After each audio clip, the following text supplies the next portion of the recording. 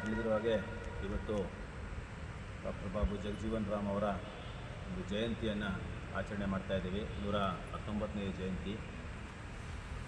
1908ರಲ್ಲಿ ಜನಿಸಿ ಅವರ ಕಾರ್ಯ ತಮಗೆಲ್ಲ ತಿಳಿದಿರುವ ಹಾಗೆ ದೀನದಲಿತರು, ಹಿಂದುಳಿದ ವರ್ಗದವರು ಅವರ ಒಂದು ಅಭಿವೃದ್ಧಿಗಾಗಿ, ಅವರ ಒಂದು ಸಮಾನತೆಗಾಗಿ, ಅವರು ಒಂದು ಸದೃಢವಾಗಿ ಜೀವನ ನಡೆಸಲಿ ಅಂತಕ್ಕಂಥ ಒಂದು ಉದ್ದೇಶದಿಂದ ಹೋರಾಡಿ ಅವರ ಒಂದು ಜೀವನವನ್ನೇ ಸಮರ್ಪಿಸಿದ್ದಾರೆ.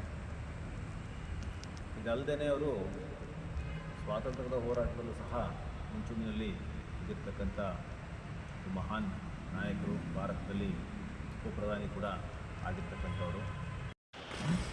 ಬಂಧುಗಳೇ, ಎಲ್ಲರಿಗೂ ನಮಸ್ಕಾರ.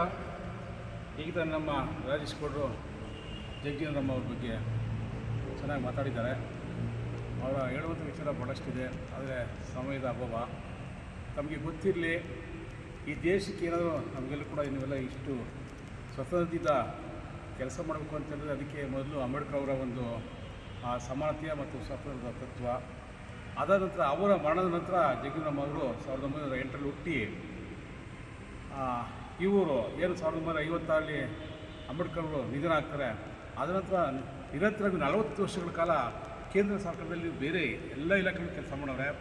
ಮುಖ್ಯವಾಗಿ ಲೇಬರ್ ಡಿಪಾರ್ಟ್ಮೆಂಟ್ ಕೆಲಸ ಮಾಡಿದಾಗ ನಮ್ಮ ಬಡವರಿಗೆ, ಯಾಕಂದರೆ ಗ್ರೂಪ್ ಡಿ ನೌಕರರು ನಿಮ್ಮಂಥವ್ರು ಏನಿದ್ರು ಭಾಳಷ್ಟು ಜನ, ಅವರಿಗೆ ಅಂಬೇಡ್ಕರ್ ಅವರು ಹೇಳಿದ್ರು ಕೂಡ ಅದು ಅನುಷ್ಠಾನ ಆಗಿಲ್ಲ. ESE, PF ಇಂಥದ್ದೆಲ್ಲ, ಆಮೇಲೆ ಹೆರಿಗೆ ಬತ್ತಿ ಕೊಡೋದು, ಹೆರಿಗೆ ರಜೆ ಕೊಡೋದು, ಇಂಥದ್ದೆಲ್ಲ ಇವರು ಅನುಷ್ಠಾನ ಮಾಡಿದ್ರು.